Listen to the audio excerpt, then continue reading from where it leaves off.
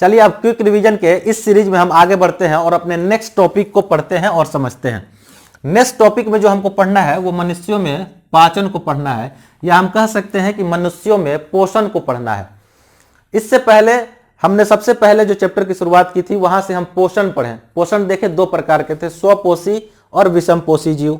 दो प्रकार के जीव थे, स्वपोषी जीव और विषमपोषी जीव। स्वपोषी जीव ऐसे जीव थे जो अपना भोजन खुद तैयार करते हैं, और विषमपोषी जीव ऐसे जीव थे जो अपना भोजन खुद तैयार नहीं करते थे बल्कि स्वपोषी पे डिपेंड होते थे। जैसे जानवर जो है ना विषमपोषी जीव है, जानवर जो है विषमपोषी जीव है, ये अपने फूड के लिए, भोजन की प्राप्ति के लिए हरे पेड़ पौधों पर निर्भर रहते हैं, हरे पेड़ पौधों पर निर्भर रहते हैं। और हरे पेड़ पौधे क्या है? ये स्वपोषी हैं। हरे पेड़ पौधे ये स्वपोषी हैं, ये अपना फूड खुद तैयार करते हैं।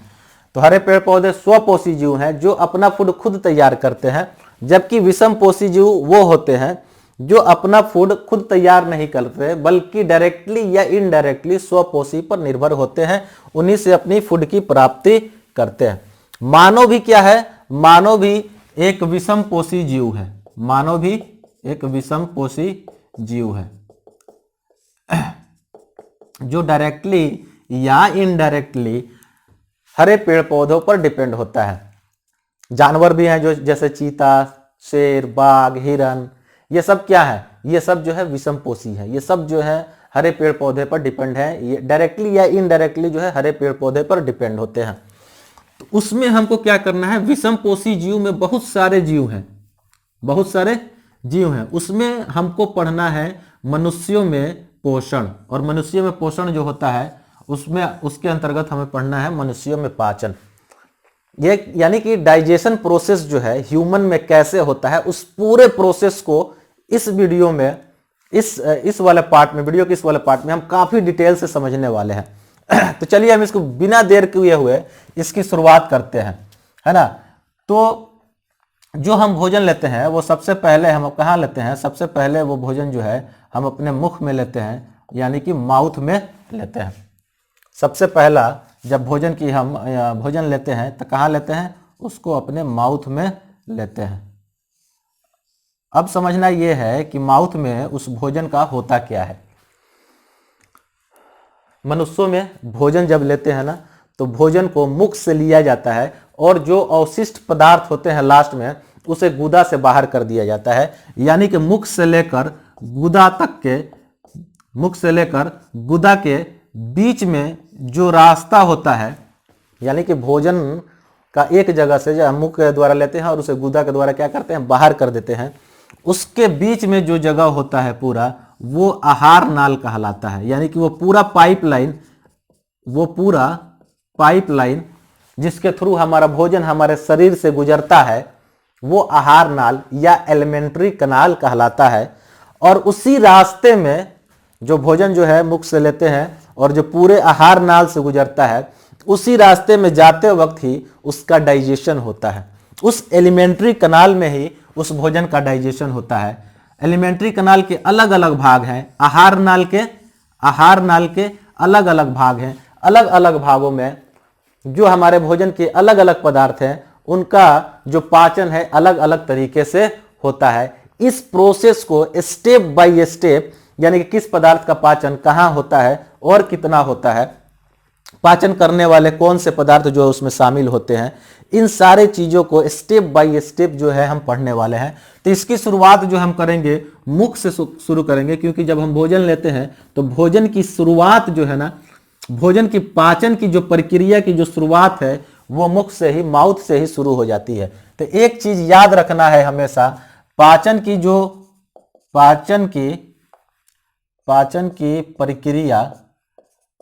की प्रक्रिया की शुरुआत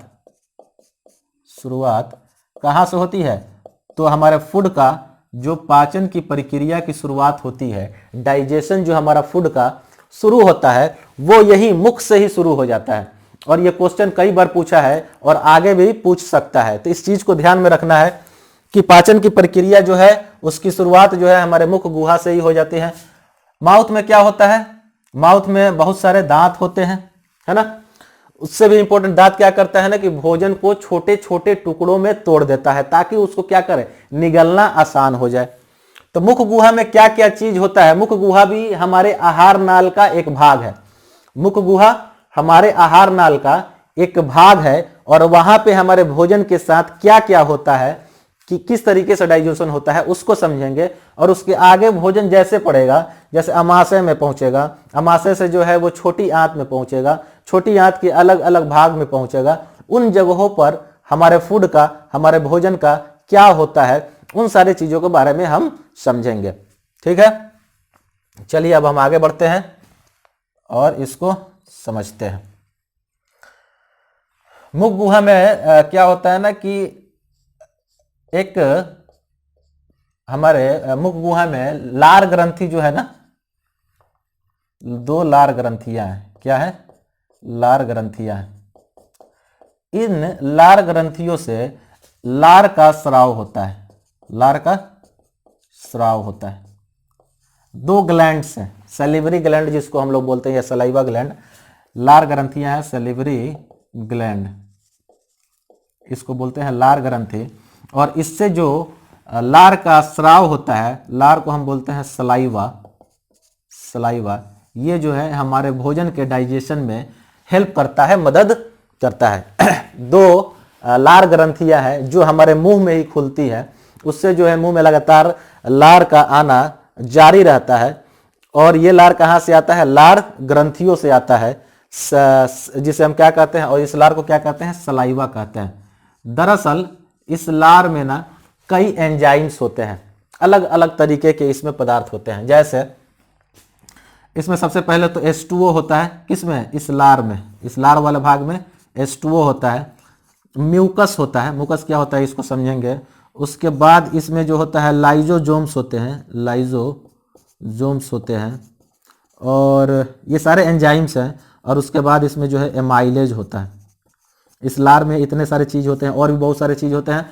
हमारे मतलब का जो चीज है ये है पानी जो होता है, ये तो हमको भी मालूम है कि पानी है। एक चीज हम देखें कि क्या होता है ना कि फूड जब भोजन को जब मुख में लेते हैं तो दांत के द्वारा उसको चबाकर उसे छोटे छोटे टुकड़ों में काट दिया जाता है, तोड़ दिया जाता है। और उनके साथ क्या होता है ना कि ये म्यूकस जो है वो मिल जाता है। म्यूकस एक्चुअल में क्या करता है? उस फूड को चिकना कर देता है, यानी कि जो फूड हम खाते हैं उसको चिकना करने का काम जो करता है वो म्यूकस करता है। और चिकने करने की जरूरत क्या है? तो उस फूड को चिकना इसलिए किया जाता है, फूड को चिकना करने का काम जो है म्यूकस के द्वारा करता है। और उस फूड को चिकना इसलिए किया जाता है ताकि आहार नाल में आसानी से वो आगे बढ़ते रहे। अगर सूखा रहेगा, जैसे हम देखते हैं ना कि बहुत अगर ड्राई कोई चीज हम लोग खाते हैं तो वो हमसे निगला नहीं जाता है। बहुत सूखा, या मुंह हमारा सूखा हुआ है तो कुछ खाएंगे तो उससे निगलना बड़ी मुश्किल हो जाता है। तो इसीलिए उसको क्या करना था? निगलने के लिए, ताकि फूड जो है हमारे आहार नाल में आसानी से मूवमेंट करे, गति करे, आगे बढ़े, उसके लिए यह जरूरत होता है कि म्यूकस उसमें मिल जाए और फूड को चिकना बना दे। उसके बाद इसमें लाइजोजोम्स होते हैं। लाइजोजोम्स का क्या काम है ना, आपने सेल में पढ़ा होगा लाइजोजोम्स, कि जब हम फूड खाते हैं ना तो उस पर हजारों लाखों जो है बैक्टीरिया जो हमारे इन्वायरमेंट में है अपने आप जो है उस पर गिर जाती हैं, शामिल हो जाती हैं। बैक्टीरिया है, फंगस है, बहुत तरीके का माइक्रोब्स जो है, जब भी खाना उसको बाहर निकालेंगे हमारे इन्वायरमेंट में ऐसे ही घूम रहे हैं, वो हमारे फूड में गिर जाते हैं, जो हमारे लिए हानिकारक होते हैं, हार्मफुल होते हैं। तो ये लाइजोजोम्स जो है ना उन माइक्रोब्स को, रोगाणुओं को मारने का काम करता है, किल कर देता है उनको। रोगाणुओं को मारने का काम, जान से मारने का काम कर सकते हैं ना। तो क्या करता है? जो फूड में बैक्टीरिया, माइक्रोब्स वगैरह हैं उनको ये मारने का काम करता है। ये पूछेगा आपसे सवाल, आपसे हम कह रहे हैं कि जितना भी चीज हम यहाँ पे पढ़ा रहे हैं वो एग्जाम में पूछेगा, आपको ध्यान देना है एक एक चीज को जो हम समझा रहे हैं, क्योंकि ये चैप्टर जो है ना काफी इंपॉर्टेंट है, इसलिए इसको मैंने काफी डिटेल में पढ़ाया है, तो इसको समझे। लाइजोजोम्स जो है ना रोगाणुओं को मारने का काम करता है। अब हम जब यहाँ पे इसको लिखा दिए हैं तो ऐसे ही नहीं लिखा रहे हैं, यहाँ से क्वेश्चंस पूछे जाते हैं। लार के बारे में क्वेश्चंस पूछा जाता है, सैलिवरी ग्लैंड के बारे में पूछा जाता है, म्यूकस के बारे में पूछा जाता है, लाइजोजोम्स के बारे में पूछा जाता है, और एमाइलेज के बारे में पूछा जाता है। मुख के बारे में यह भी पूछा जाता है कि पाचन की प्रक्रिया की शुरुआत आहार नाल के किस भाग से होती है, तो मुख से होती है। हमारे आहार नाल की शुरुआत कहां से होती है, आपसे पूछ देगा कि हमारे आहार नाल की शुरुआत कहां से होती है, तो मुख से होती है। पाचन की शुरुआत भी जो है मुख से होती है। मुख में लार का स्राव होता है। लार में जो है H2O, म्यूकस, लाइजोजम्स और एमाइलेज होते हैं। उनका अपना अपना काम है। म्यूकस क्या करता है, उसे चिकना बनाता है। लाइजोजम्स क्या करता है, जीवाणुओं को मारता है। और एमाइलेज क्या करता है ना, ये कार्बोहाइड्रेट का पाचन करता है। कार्बोहाइड्रेट का पाचन करता है, यानी कि देख लीजिए पाचन की शुरुआत हमारी यहीं से हो गई। एमाइलेज जो है ना, वो ऐसा एंजाइम है, ये ऐसा एंजाइम है जो हमारे कार्बोहाइड्रेट को क्या करता है, डाइजेस्ट करता है, उसे पचाता है। ठीक है, अब मुख गुहा से हम आगे बढ़ते हैं। मुख गुहा से आगे बढ़ते हैं, लिख लेते हैं ऐसे, फिर बाद में हम एक बार इसको क्या करेंगे, बना देंगे ठीक से। जब हम इसको पढ़ लेंगे तो जो एक क्रम है, जो हायरार्की है, उसको फिर से बना देंगे। तो मुख गुहा से जो खाना जाता है वो फेरिंग्स में जाता है ना। फेरिंग्स क्या है, फेरिंग्स को हम ग्रसनी कहते हैं। दरअसल ये फूड का और हवा का, यानी कि सांस लेने का, ये एक ही रास्ता है। ग्रसनी यानी कि फेरिंग्स जो है ना, फूड भी उसी रास्ते से जाता है, और हमारा जो ऑक्सीजन है, जो हवा लेते हैं, ऑक्सीजन का जाना और कार्बन डाइऑक्साइड का बाहर आना, जो गैस अंदर बाहर आते जाता रहता है, उसका भी रास्ता सेम है। और ये क्या है, ये ग्रसनी है, यानी कि इसको हम लोग फेरिंग्स बोलते हैं। यहाँ पे फूड का डाइजेशन नहीं होता है। आगे बढ़ते हैं, लेकिन ग्रसनी के बारे में आपसे पूछेगा तो आप कहिए कि भोजन एवं वायु या गैस का समान मार्ग है, एक ही मार्ग है। इसके आगे फूड जो है हमारा ग्रास नली में पहुंचता है। ग्रास नली में पहुंचता है। ग्रास नली को हम ओसियोफेगस कहते हैं। ओसियोफेगस, या इसको हम फूड पाइप भी कहते हैं। फूड पाइप भी कहते हैं। तो एक तरीके से आप देखें कि क्या होता है कि ग्रसनी के बाद जो है ओसियोफेगस, ग्रास नली आता है, जिसे हम फूड पाइप भी कहते हैं। ये एक लंबा ग्रसनी से जुड़ा हुआ एक पार्ट होता है। ग्रसनी से, यानी कि ग्रसनी जो है हमारे मुख गुहा से जुड़ा हुआ है, मुख से जुड़ा हुआ है, और उससे आगे बढ़कर ये ग्रास नली से जुड़ जाता है। एक पाइप जो है लंबा पाइप है, और ये आगे बढ़कर जो जुड़ता है वो अमाशय से जुड़ जाता है। अमाशय, जिसे हम स्टोमक कहते हैं ना, उससे जाकर जुड़ जाता है, और हमारा फूड लास्ट में यहाँ आता है। तो दो चीजें देखा ना, आहार नाल का ये भाग देख लीजिए। मैंने पहले ही कहा था कि जो भोजन हम खाते हैं वो एक रास्ते से गुजरता है, मुख गुहा से जाता है, और अंत में जो डाइजेस्ट होने के बाद गुदा से बाहर निकल जाता है। उसके पहले वो हमारे बॉडी में अलग अलग पार्ट से गुजरता है। तो फूड के गुजरने का जो रास्ता है, हमारे बॉडी में फूड के गुजरने का जो रास्ता है, वो आहार नाल कहलाता है, एलिमेंट्री कनाल कहलाता है। उसमें सबसे पहला भाग जो है मुख गुहा का आता है। उसके बाद मुख गुहा से जुड़ा हुआ पार्ट जो है ग्रसनी है, जो यहाँ भोजन का डाइजेशन नहीं होता। ये पूछ सकता है, दो चीज पूछता है कि निम्न में से आहार नाल का वो कौन सा हिस्सा जहां भोजन का पाचन नहीं होता है, तो आपको दे दे अमाशय, आंत और मुख, और ऑप्शन में दे दे ग्रसनी। तो आपको क्या मारना होगा, ये ग्रसनी जो है टिक करना होगा, क्योंकि ये आहार नाल का हिस्सा तो है, लेकिन यहाँ पे डाइजेशन नहीं होता। ठीक इसी तरीके से ग्रास नली में भी डाइजेशन नहीं होता, यहाँ भी डाइजेशन नहीं होता, और यहाँ भी डाइजेशन नहीं होता। आहार नली में हमारा डाइजेशन नहीं होता है। ग्रसनी और ग्रास नली, फूड पाइप में हमारा भोजन का डाइजेशन नहीं होता। सवाल यहाँ से पूछे जाते हैं। अब जो है ग्रास नली हमारा ओसियोफेगस जो है स्टमक में खुलता है, यानी कि हम कह सकते हैं ना कि ग्रास नली क्या है, अमाशय और ग्रसनी का जोड़ने वाला हिस्सा है। ग्रास नली क्या है, ग्रास नली आहार नाल का वो भाग है, ग्रास नली आहार नाल का वो भाग है जो अमाशय को ग्रसनी से जोड़ता है या अलग करता है, दोनों कह सकते हैं। चलिए देख लिए कि ये दोनों में क्या हो रहा है, हमारा फूड जो है डाइजेस्ट नहीं हो रहा है, ये डाइजेशन वाला जगह नहीं है। सीधा मुख हुआ, मुख से हुआ, मुख से ग्रसनी में गया, ग्रास नली से गया और अमाशय में आया। अब जो है हम फूड का डाइजेशन देखते हैं अमाशय में। यहाँ पे गैस्ट्रिक अमाशय जो है ना, स्टमक जो है एक पार्ट है हमारे बॉडी का, आहार नाल का पार्ट है। यहाँ से एक एंजाइम्स जो है ना, एक रस जो है, इससे एक रस जो है स्राव होता है, जिसे हम लोग गैस्ट्रिक जूस कहते हैं, गैस्ट्रिक जूस कहते हैं। इसको गैस्ट्रिक रस भी कह सकते हैं, गैस्ट्रिक रस, या अमाशयिक रस की कह सकते हैं ना। तो अमाशय से, अमाशय की जो दीवार है ना, फूड हमारा गया कहाँ, ग्रास नली, ग्रास नली से हमारा फूड चला गया स्टोमक में, अमाशय में चला गया। अमाशय में जब जाता है ना, तो अमाशय की जो दीवारें हैं, मान लेते हैं ये हमारा अमाशय है, और इसकी जो दीवारें हैं, इसी से जो है कुछ एंजाइम्स रिलीज होते हैं, कुछ जूस रिलीज होता है, जिसे हम लोग क्या कहते हैं, गैस्ट्रिक जूस कहते हैं, और ये फूड को डाइजेशन में मदद करता है। इस गैस्ट्रिक जूस में ना कई तरीके के एंजाइम्स होते हैं, या और भी कोई चीज़ होता है।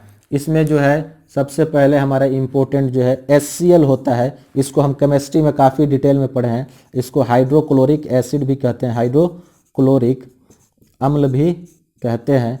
इसका pH वैल्यू जो है लगभग 1 से लेकर 1.5 के बीच में होता है। इसका मान जो है 1 से 1.5 के बीच में होता है, जो हमारे पेट में पाया जाता है। ये pH वैल्यू बहुत कम हुआ, हाईली एसिडिक है। तो पहला जो गैस्ट्रिक जूस में पाया जाता है वो होता है HCl, है ना, हाइड्रोक्लोरिक एसिड होता है।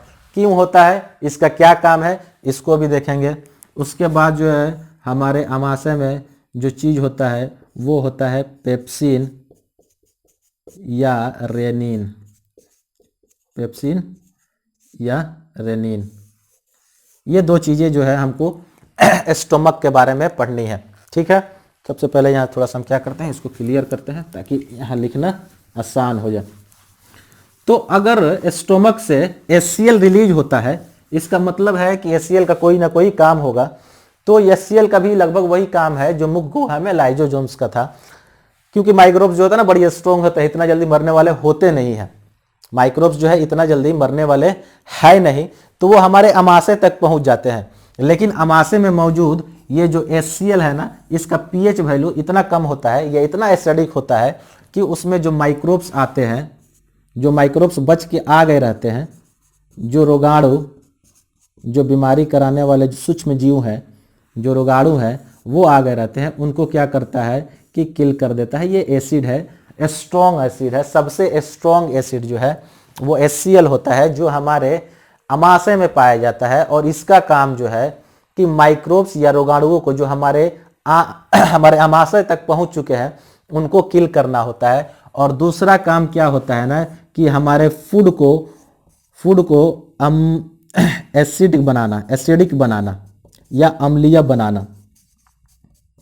अम्लीय बनाने का क्या मतलब होता है ना, कि जो हम फूड खाते हैं ना उसमें HCl मिल जाता है, और फूड हमारा क्या होता है, एसिडिक हो जाता है, अम्लीय हो जाता है, उसका नेचर जो है ना एसिडिक हो जाता है। इससे क्या होता है ना, कि अगर हमारा फूड एसिडिक हो गया, उसमें बहुत ज़्यादा एसिड मिल गया, तो ये जो पेप्सिन है ना, पेप्सिन जो एंजाइम है, ये क्या करता है, ये प्रोटीन का पाचन करता है, ये प्रोटीन का पाचन करता है। यानी कि पेप्सिन को काम करने के लिए क्या चाहिए, कि फूड का नेचर एसिडिक चाहिए। यानी कि जो उसका मीडियम है ना वो एसिडिक रहेगा, तब जो है ये पेप्सिन जो है बेहतर काम करेगा। यानी कि प्रोटीन को पचाने के लिए पेप्सिन जो काम करता है वो एसिडिक मीडियम में काम करता है। अगर फूड का मीडियम जो है एसिडिक है तो वहीं पे ये एक्टिव होगा और काम करेगा, और क्या करेगा, प्रोटीन का डाइजेशन करेगा। रेनिन भी क्या करता है, प्रोटीन का डाइजेशन करता है। और कहाँ करता है, अमाशय में करता है। लेकिन ये बच्चों में इसका सिक्रेशन होता है। रेनिन जो है वो क्या करता है, ये बच्चों के लिए है ना, बच्चों के लिए है। बच्चों में जो है रेनिन का सेक्रेशन होता है, स्राव होता है। जो वयस्क हैं उनके अंदर जो है रेनिन का स्राव नहीं होता। और रेनिन क्या है ना, कि प्रोटीन का डाइजेशन जो है मैक्सिमम कर पाता है। बच्चे जो है दूध पीते हैं ना, तो बच्चों को ग्रोथ की ज़रूरत होती है, प्रोटीन की ज़रूरत होती है। तो ये क्या करता है ना, कंप्लीट तरीके से जो है उसको डाइजेस्ट करता है। इसलिए ये बच्चों में रेनिन जो है वो बच्चों में होता है। और पेप्सिन जो है, जो प्रोटीन के पाचन के लिए जिम्मेदार है, वो हमारे वयस्कों में पाया जाता है। और वयस्कों में यानी कि जो एडल्ट है उनमें जो है पेप्सिन नाम का एंजाइम्स होता है जो गैस्ट्रिक जूस से रिलीज होता है, या हम कह सकते हैं कि अमाशय से जो है रिलीज होता है और प्रोटीन पाचन का काम करता है। हम बहुत सारे चीज़ देख लिए, सलाइवा के बारे में पढ़े, उसमें माइलेज लाइजोजोम्स के बारे में पढ़े, ये आपसे क्वेश्चन पूछेगा। उसके बाद जैसे ही हम आगे बढ़े स्टोमक में, आपसे ये भी पूछेगा कि यहाँ पर रिएक्शन फूड का डाइजेशन होता है या नहीं है, इसमें होता है या नहीं है, पूछेगा आपसे इसमें भी होता है या नहीं है, आपको मालूम रहेगा तब बताइएगा, ठीक है। तो अमाशय में हम देखें कि HCl रिलीज हो रहा है, और HCl का काम क्या है कि फूड का मीडियम जो है एसिडिक कर देना, अम्लीय कर देना। अम्लीय करने का सीधा सा मतलब होता है कि अगर अम्लीय रहेगा तो ये पेप्सिन काम करेगा और भोजन में मौजूद जो प्रोटीन्स है उनका डाइजेशन करेगा। दूसरा देखें कि इसमें क्या है, इसमें जो है रेनिन भी है। रेनिन भी क्या है, एंजाइम्स है, लेकिन ये एंजाइम्स बच्चों में प्रोटीन के डाइजेशन के लिए ज्यादा जिम्मेदार है ना। चलिए अब आगे बढ़ते हैं और इसको मिटा देते हैं। फिर से हम लास्ट में एक बार लिख देंगे। आपसे क्रम पूछता है, आहार नाल के अलग अलग पार्ट का क्रम जो है पूछता है एग्जाम में कि सही क्रम बताइए। पहले मुख गुहा, उसके बाद ग्रास नली, उसके बाद जो है ग्रसनी। आपको सही बताना होता नहीं कि ग्रसनी जो है पहले होता है और ग्रास नली जो है बाद में होता है। ग्रास नली के बाद जो है स्टोमक आता है, स्टोमक में उसके बाद जो है छोटी आंत आता है, स्मॉल इंटेस्टाइन आता है, उसके बाद बड़ी आंत आता है। तो आपसे पूछेगा, क्रम दे देगा, पूछ देगा कि कौन सा सही है ना। चलिए आगे बढ़ते हैं। और स्टोमक में हम देख लिए, स्टोमक से जब हमारा फूड निकलता है ना तो वो पहुंचता है कहाँ, छोटी आंत में। स्टोमक में जब फूड पहुंचता है तो वो पहुंचता है हमारी छोटी, इसको बाहर लिख लेते हैं ना, छोटी आंत में पहुंचता है। छोटी आंत जो है ना हमारे 3 भागों में बटी होती है। पहले वाले को हम कह सकते हैं डियोडेनम। डियोडेनम नाम याद रखना है, जेजुनम और इलियम। आपसे सवाल क्या पूछेगा इसमें कि आपसे सवाल पूछ सकता है कि छोटी आंत कितने भागों में बटी होती है, उनके निम्न नाम है, नाम दे देगा, कौन से सही है आपको बताते रहना होगा। उसके बाद ये भी क्वेश्चन पूछ सकता है कि अमाशय से जो भोजन निकलता है, आहार नाल के अमाशय से जो भोजन निकलता है वो छोटी आंत के किस पार्ट में जाता है, किस भाग में जाता है। तो छोटी आंत की शुरुआत ही होती है डियोडेनम से जो है छोटी आंत की शुरुआत होती है और इलियम पे जाकर खत्म हो जाती है। आपसे ये भी क्वेश्चन पूछ सकता है कि छोटी आंत का जो सबसे अंत वाला भाग है उसका क्या नाम है, यह भी पूछ सकता है। तो डियोडेनम, जेजुनम और इलियम जो है छोटी आंत का ये अलग अलग पार्ट है, आपको याद रखना है। छोटी आंत के बारे में यह भी जानना है, हम समझेंगे कि यहाँ पे डाइजेशन कैसे होता है, लेकिन छोटी आंत के बारे में जो चीज समझना है उसको ये समझ लें। छोटी आंत का पहला हिस्सा डियोडेनम, बीच वाला जेजुनम और इलियम जो है लास्ट वाला होता है। छोटी आंत जो है ना आहार नाल का सबसे लंबा भाग होता है, सबसे लंबा भाग होता है, समझना है, यानी कि लंबाई होगी ना आहार नाल का। तो छोटी आंत जो है ना, छोटी आंत जो है स्मॉल इंटेस्टाइन जो है हमारे एलिमेंट्री कनाल यानी कि आहार नाल का, जो हमारा भोजन जो हम खाते हैं और एक जगह से दूसरे जगह आगे बढ़ता है, वो उसमें जो हमारा अलग अलग जगह पर उसका डाइजेशन होता है, यानी कि आहार नाल का अलग अलग भाग है। उस अलग अलग भाग में छोटी आंत जो है वो आहार नाल का सबसे लंबा भाग है और सबसे ज्यादा पाचन जो है, सबसे ज्यादा पाचन की प्रक्रिया भी यही होती है, पाचन की प्रक्रिया भी यही होती है। अब देखिए आपसे सवाल पूछेगा, निम्न में से कौन से सत्य है, निम्न में से कौन से सत्य है, ए या निम्न में से कौन से गलत है कि छोटी आंत में पाचन की प्रक्रिया सबसे ज्यादा होती है। दूसरा, छोटी आंत आहार नाल का सबसे लंबा भाग है। और तीसरा कहेगा कि जानवरों में छोटी आंत छोटी होती है। और लास्ट में दे देगा कि इनमें से कोई नहीं। तो आपका आंसर जो होगा ना डी होगा, है ना, डी होगा, क्योंकि ऊपर से तीनों जो सही था ना वो सही आंसर है कि सबसे ज्यादा पाचन जो है वो पाचन की प्रक्रिया छोटी आंत में होती है। उसके बाद ये आहार नल का सबसे लंबा भाग होता है और एक चीज याद रखना है कि जो शाकाहारी होते हैं ना, शाकाहारी जानवरों में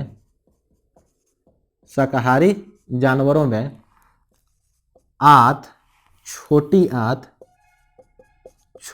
आंत की लंबाई, शाकाहारी जानवरों में छोटी आंत की लंबाई मांसाहारी जानवरों की तुलना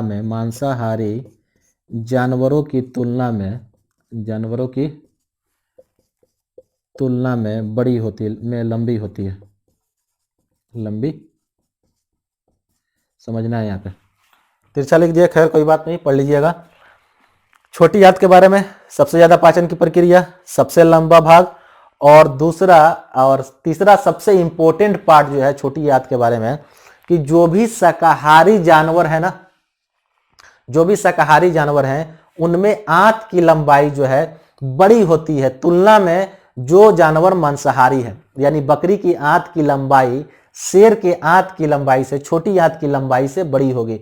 बकरी की छोटी आंत की लंबाई शेर की छोटी आंत की लंबाई से बड़ी होगी, क्योंकि बकरी जो है शाकाहारी है और शेर जो है मांसाहारी है। मांसाहारियों में छोटी आंत की लंबाई छोटी होती है, जबकि शाकाहारियों में छोटी आंत की लंबाई बड़ी होती है। क्यों होती है? कि जब हम पोषण पढ़ रहे थे, स्वपोषी पोषण पढ़ रहे थे, प्रकाश संश्लेषण की प्रक्रिया पढ़ रहे थे, तो मैंने सबसे पहले आपको यह बताया कि हरे पेड़ पौधे प्रकाश संश्लेषण की प्रक्रिया में सरल अकार्बनिक पदार्थों का इस्तेमाल करके जटिल कार्बनिक पदार्थों का निर्माण करते हैं, C6H12O6। और उसी चीज को तो हम लेते हैं, वही चीज तो हम खाते हैं, जटिल कार्बोहाइड्रेट उसी को खाते हैं। तो जो जानवर होते हैं ना, जो शाकाहारी जानवर होते हैं, उस कार्बोहाइड्रेट को पचाने में वक्त लगता है, क्योंकि वो कम्प्लेक्स है, उसके लिए ज्यादा वक्त चाहिए, ज्यादा जगह चाहिए। तुलना में मांस को पचाना आसान है घास पचाने की तुलना में। हम कह सकते हैं कि घास की तुलना में मांस को पचाना ज्यादा आसान है। पेड़ पौधों यानी कि हम कह सकते हैं कि पत्तियों की तुलना में मांस को पचाना ज़्यादा आसान है, यानी कि जो शाकाहारी जानवर है ना, इसी कारण जो है, क्योंकि जो हरे पेड़ पौधे खाते हैं ना, उसमें कार्बोहाइड्रेट ज़्यादा होता है और उसके डाइजेशन के लिए वक्त चाहिए होता है, समय चाहिए होता है। इसीलिए शाकाहारी जानवरों में छोटी आंत की लंबाई जो है ना, छोटी आंत की लंबाई वो बड़ी होती है, जबकि मांसाहारियों में वो क्या होती है? छोटी होती है। चलिए अब डाइजेशन देखते हैं। छोटी आंत में जो डिओडेनम में फूड आ गया हमारा, किस में? फूड आ गया हमारा डिओडेनम में। फूड निकल कर आया डिओडेनम में। कहां से आया? तो अमाशय से आया, अमाशय से डिओडेनम में आया। डिओडेनम क्या है? छोटी आंत की एक हिस्सा है, छोटी आंत की एक हिस्सा है, पहला वाला हिस्सा है। डिओडेनम में अब सोचते हैं कि कहां से कौन सी चीजें आकर मिलती है। तो हमारा लीवर होता है, एक नाम सुने होंगे, यकृत, जिसे हम लीवर कहते हैं। लीवर से एक जूस रिलीज होता है जिसे हम बाइल कहते हैं, इसे हम पीत भी कहते हैं। लीवर जो है, लीवर से एक जूस रिलीज होता है जिसे हम बाइल कहते हैं, और ये बाइल जो है ना गल ब्लडर में जाकर स्टोर होता है, यानी कि पित्ताशय में स्टोर होता है। समझना है, स्टेज समझो, स्टेज समझना यहाँ पे जरूरी है कि यकृत जो है उससे एक जूस रिलीज होता है जिसे हम बाइल कहते हैं, पीत कहते हैं। ये पीत जाकर एक ब्लडर में, एक थैली में स्टोर हो जाता है, और ये थैली क्या कहलाता है? पित्ताशय कहलाता है। और यहाँ से ये रिलीज होकर कहाँ जाकर खुलता है? डिओडेनम में खुलता है। यानी कि गॉल ब्लडर से बाइल जो कहाँ डायरेक्ट जाकर खुलता है? लीवर से डायरेक्ट नहीं जाता डिओडेनम में, लीवर से डायरेक्ट नहीं जाता, बल्कि लीवर रिलीज करता है और उसके एक थैली है जिसे हम गॉल ब्लडर कहते हैं, बाइल जाकर उसमें जमा हो जाता है। और उस गॉल ब्लडर से जो है ना, उसके बाद ये हमारा पीत डिओडेनम में जाकर मिल जाता है। ठीक है, उसके बाद और क्या मिलते हैं? तो पैंक्रियाज, इसे हम अग्नाशय कहते हैं, अग्नाशय। खैर दो चीजों के बारे में हम पढ़ना है, एक यकृत से ये जाता है, पित्ताशय जाता है, पित्त जाता है डिओडेनम में, और दूसरा पैंक्रियाज के बारे में हम पढ़ेंगे कि पैंक्रियाज से क्या चीज आता है। लेकिन सबसे पहले हम क्या करते हैं, पहले हम गॉल ब्लैडर वाले चीज को क्लियर कर लेते हैं ना। गॉल ब्लैडर में क्या होता है कि ये जो पीत है ना, पीत जो है, बाइल पीत जो डिओडेनम में मिलता है, इसका नेचर बेसिक होता है। क्योंकि हमको मालूम है कि अमाशय में क्या हुआ था ना कि एसिड ज़्यादा रिलीज कर दिया जाता है ताकि उसका मीडियम क्या हो, एसिडिक हो जाए। अब जो वो एसिडिक खाना हमारे डिओडेनम में आता है तो जरूरी है कि उस एसिडिक मीडियम को क्या करें, न्यूट्रल कर दें, यानी कि अब वो एसिडिक ना रहे। तो उसमें क्या करते हैं, क्षार, यानी कि जो हमारा बाइल है ना वो क्षार प्रकृति का होता है और हमारे फूड में आकर डिओडेनम में आकर मिल जाता है और क्या करता है, जो एसिडिक मीडियम का फूड आया रहता है उसको न्यूट्रल कर देता है, उसको न्यूट्रल कर देता है। अब आगे बढ़ते हैं, डिओडेनम में हमारा बाइल आया,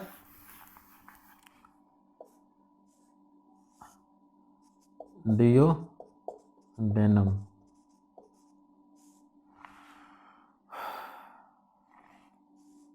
चलिए बाइल आकर मिल गया।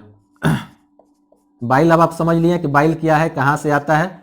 बाइल जो है पित्ताशय से आता है, गॉल ब्लैडर से आता है और क्या करता है, और वो जो है फूड का एसिडिक मीडियम को खत्म कर देता है, न्यूट्रल कर देता है। अब दूसरा पढ़ते हैं। अब जो है ना पैंक्रियाज, जिसे हम अग्नाशय कहते हैं, अग्नाशय से एक लिक्विड का सेक्रेशन होता है, स्राव होता है, जो अग्नाशयिक रस कहलाता है। अग्नाशयिक रस यानी कि pancreatic juice, pancreatic juice, pancreatic juice. ये सारा नाम याद रखिए, ध्यान दीजिए, ये सारा नाम याद रखना है, सारा नाम याद रखना है, ठीक है। पैंक्रियाटिक जूस कहते हैं। इस पैंक्रियाटिक जूस में ना दो चीज होते हैं, इस पैंक्रियाटिक चीज में और ये पैंक्रियाटिक जूस जो होता है ना पैंक्रियाज से निकलता है और कहाँ जाके मिल जाता है, डिओडेनम में मिल जाता है। तो आप देखिए डिओडेनम में क्या आके मिल रहा है, जो अमाशय से खाना है वो भी डिओडेनम में आके मिलता है, जो गॉल ब्लैडर से जो पीत निकलता है, बाइल निकलता है, वो भी डिओडेनम में आके मिल जाता है। और पैंक्रियाज से जिसे हम लोग अग्नाशय कहते हैं, उस पैंक्रियाज से एक जूस निकलता है जिसे हम पैंक्रियाटिक जूस कहते हैं। ये भी आकर कहाँ मिल जाता है, ये भी आकर हमारे डिओडेनम में मिल जाता है। पैंक्रियाटिक जूस में दो चीज होते हैं, याद रखना है, एक होता है लाइपेज, पैंक्रियाटिक जूस में एक होता है लाइपेज और दूसरा होता है ट्रिप्सिन, दूसरा ट्रिप्सिन होता है, दो चीज होता है। तो ट्रिप्सिन क्या करता है, लाइपेज जो है एक मिनट, ट्रिप्सिन प्रोटीन का पाचन करता है ना। ट्रिप्सिन क्या करता है, प्रोटीन का पाचन करता है। और लाइपेज क्या करता है,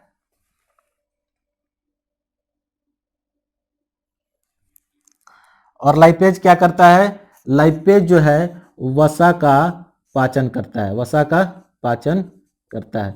ध्यान रखना है कि कौन सा एंजाइम जो है किस चीज का पाचन करता है। एक बार हम आपको रिपीट करा देते हैं यहां से फिर से, ताकि आप भूले नहीं। सबसे पहले एमाइलेज के बारे में पढ़े थे, एमाइलेज के बारे में पढ़े थे। ये जो है मुख गुहा में था, कार्बोहाइड्रेट का पाचन करता है। उसके बाद जो है ग्रसनी में हमारा फूड का डाइजेशन नहीं हुआ, और उसके बाद ओसियोफेगस में नहीं हुआ, फूड आगे बढ़कर हमारे स्टोमक में जाता है। स्टोमक में हम देखें कि दो चीज रिलीज होता है, HCl रिलीज होता है और एक जो है पेप्सिन और रेनिन, दो चीज रिलीज होते हैं। दोनों जो है क्या करते हैं, प्रोटीन का पाचन करते हैं। फिर फूड जो है हमारा आगे बढ़ता है, डिओडेनम में जाता है। डिओडेनम में जो है लाइपेज आता है, लाइपेज और क्या था, ट्रिप्सिन, ट्रिप्सिन। यहां भी लाइपेज क्या करता है, यहां लाइपेज जो है ना वसा का पाचन करता है, वसा का पाचन करता। नाम याद रखना है, आपसे पूछ देगा निम्न में से कौन सा एंजाइम वसा का पाचन करता है, निम्न में से कौन सा एंजाइम वसा का पाचन नहीं करता है। तो जब ये सारी चीजें पूछ दी जाती हैं तो लाइपेज जो है ना क्या करता है, वसा का जो फैट है उसका पाचन करता है, और ट्रिप्सिन जो है वो क्या करता है, ट्रिप्सिन जो है प्रोटीन का पाचन करता है, प्रोटीन का पाचन करता है। तो अब तक हमने क्या देखा, अब तक जो है हमने मुख गुहा में, माउथ में फूड का डाइजेशन देखा। उसके बाद जो है अमाशय में जो देखा हमने फूड का डाइजेशन। अमाशय से आगे जब बढ़ता है हमारा फूड और छोटी आंत में जाता है, तो छोटी आंत के बारे में भी हम बहुत सारा चीज पढ़े। छोटी आंत से निकलने के बाद वो जाता है सॉरी अमाशय से निकलने के बाद वो छोटी आंत में जाता है। छोटी आंत में कौन कौन सी एंजाइम्स आकर मिलते हैं ये देखें। हमारा यकृत से निकलता है एक जूस जिसे बाइल कहते हैं, बाइल आकर जो है स्टोर हो जाता है पित्ताशय में, गॉल ब्लैडर में, फिर वहां से वो डिओडेनम में खुलता है। यहां से एक चीज फिर से आप देख लीजिए, हमारा जो डिओडेनम है ना वो इंपॉर्टेंट है, डिओडेनम। अमाशय से फूड आया, अमाशय से फूड आया, डिओडेनम में खुला। पित्ताशय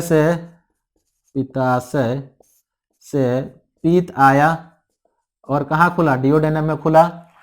और पैंक्रियाज से क्या आया, अग्नाशयिक रस आया। पैंक्रियाज से अग्नाशयिक रस आया और वो भी कहाँ खुला, डिओडेनम में खुला। अमाशय से जो आता है फूड वो एसिडिक होता है मीडियम में। पित्ताशय क्या करता है कि उसको न्यूट्रल कर देता है, अब एसिडिक नहीं रह जाता। उसके बाद पैंक्रियाटिक जूस आता है और क्या करता है, ट्रिप्सिन लेकर आता है, प्रोटीन का पाचन करता है, और लाइपेज को लेकर आता है जो फैट का डाइजेशन करता है। ठीक है। पीत का एक काम और है। पीत करता क्या ना, पीत जो है ना फूड का डाइजेशन नहीं करता, बल्कि जो फैट है ना, फैट जो है ना उसका इमल्सीकरण करता है। फैट को छोटा छोटा टुकड़ों में, यानी कि बड़ा फैट का जो टुकड़ा है ना उसको छोटे छोटे टुकड़ों में बांट देता है। ये पूछता है एग्जाम में कि फैट का कार्य क्या है, तो फैट डाइजेशन में भाग नहीं लेता, बल्कि क्या करता है, फैट जो है ना, फैट का बड़ा वाला टुकड़ा को छोटे छोटे टुकड़ा में, यानी कि वो फैट का इमल्सीकरण कर देता है। और बाद में लाइपेज जो है ना, लाइपेज फैट का यानी कि वसा का डाइजेशन पूरा करता है। चलिए अब हम अपने आखिरी पार्ट की तरफ बढ़ते हैं। छोटी आंत में इंटेस्टाइनल जूस यानी कि आंत्र रस। फूड अब वहां से आगे बढ़ा, छोटी आंत से आगे बढ़ा, लेकिन छोटी आंत में ही बढ़ा। तो आंत से, हमारी छोटी आंत से ही क्या होता है, आंत्र रस जो है स्राव होता है। यह भी एंजाइम्स है।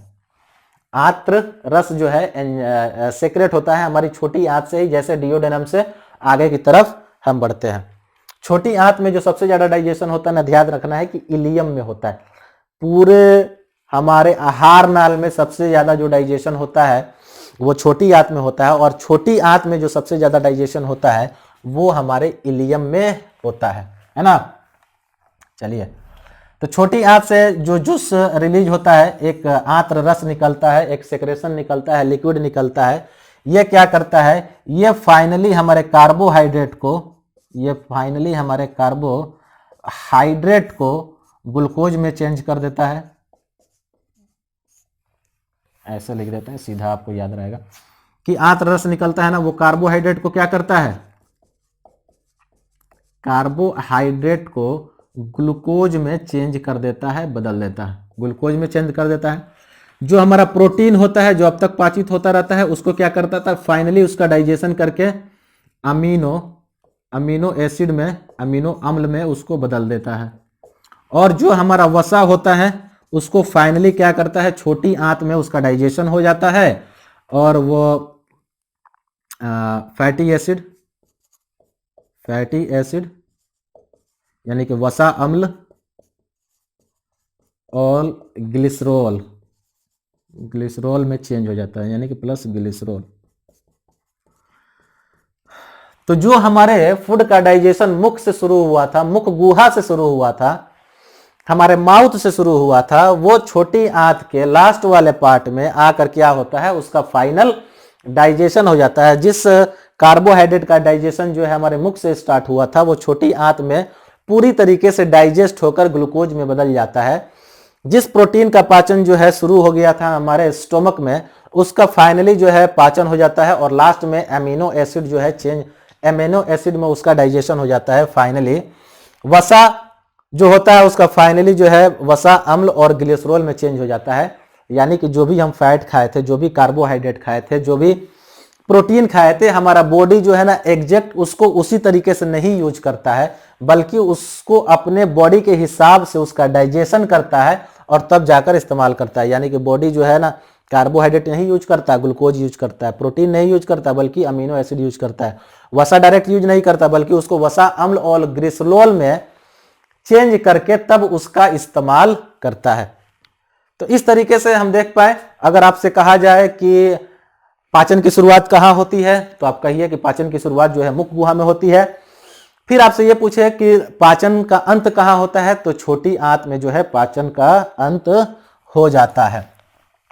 अब इस तरीके से हम देख रहे हैं कि हमारे फूड का क्या हुआ, फूड का डाइजेशन हो गया, फूड पूरी तरीके से पच गया है। अब क्या किया जाएगा, अब उसे हमारे बॉडी में भेज दिया जाएगा। फूड को अब हमारे बॉडी में भेज दिया जाएगा, क्योंकि अब उसको शरीर में जरूरत है। या तो कार्बोहाइड्रेट से ऊर्जा मिलेगी, यानी ग्लूकोज से ऊर्जा मिलेगी, प्रोटीन का निर्माण जो है ग्रोथ में हमारा काम करेगा या मेंटेनेंस में काम करेगा, या जो भी मिनरल्स वगैरह विटामिन वगैरह होंगे वो हमारे बॉडी के मेंटेनेंस में काम करेंगे।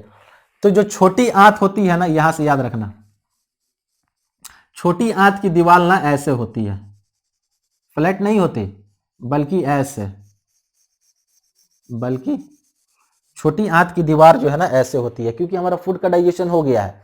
अब उस फूड को मैक्सिमम हमारे बॉडी में भेजना है, और बॉडी में कहाँ भेजना है, उसको ब्लड में एक्चुअली में भेजना है। और ब्लड क्या करता है ना, पूरे बॉडी में उसको पहुंचा देता है जहां भी पहुंचाना होता है। तो ब्लड से जोड़ना होता है। और हमारे जो आंत की जो दीवार है, छोटी आंत की जो दीवार है इलियम की, वो ऐसे होता है, उसकी दीवार ऐसे फ्लैट नहीं होता। ऐसे होने से सीधा सा मतलब है ना कि इसका एरिया बढ़ गया। ऐसे होता तो इतना ही होता, और ऐसे हो गया तो इतना बड़ा हो गया, यानी कि क्या हुआ कि उसका एरिया बढ़ गया। तो फूड का जो एब्जॉर्प्शन होता है हमारी छोटी आंत से, छोटी आंत तक ही उसका काम था, डाइजेशन हो गया उसका, छोटी आंत से उसका डाइजेशन हो गया। अब उसको क्या करना है, ब्लड में भेजना है। तो ब्लड में भेजने का जो प्रोसेस होता है ना, वो अवशोषण कहलाता है।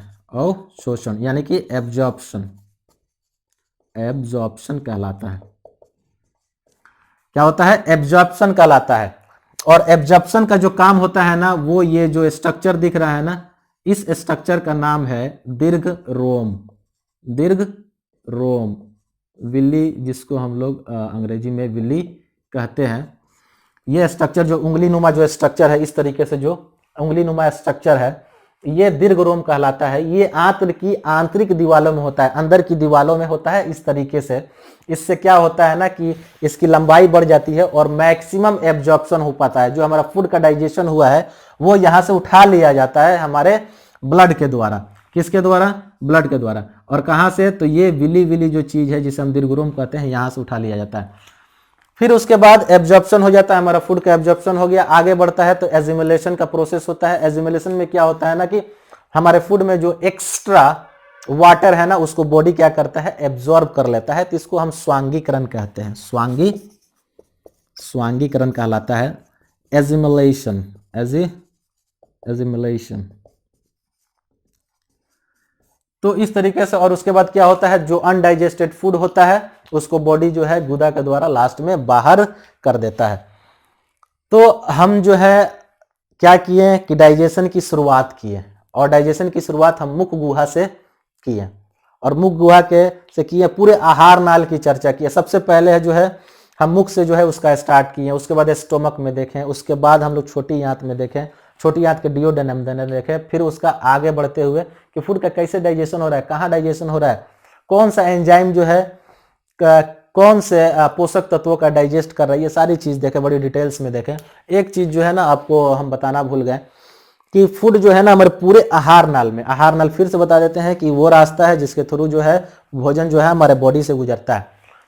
तो उसमें एक तरीके का मूवमेंट होता है, वो फूड जो है ना एक तरीके से आगे बढ़ता है, एक तरीके से आगे बढ़ता है, क्योंकि उसको आगे बढ़ना होता है। आगे बढ़ेगा तो उसका डाइजेशन हो पाएगा।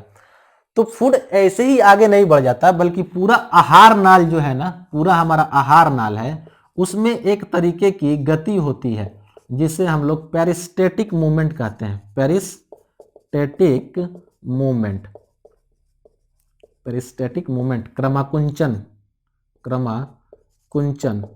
गति कहलाती है। ये पेरिस्टेटिक मूवमेंट कहलाती है, क्रमाकुंचन गति कहलाती है। आपसे पूछेगा कि हमारे आहार नाल में कौन सी गति होती है जिसके सहारे फूड आगे आहार नाल में बढ़ता है, तो आपको कहना है क्रमाकुंचन गति होती है। इस गति के कारण जो है हमारा फूड जो है आगे की तरफ बढ़ता है।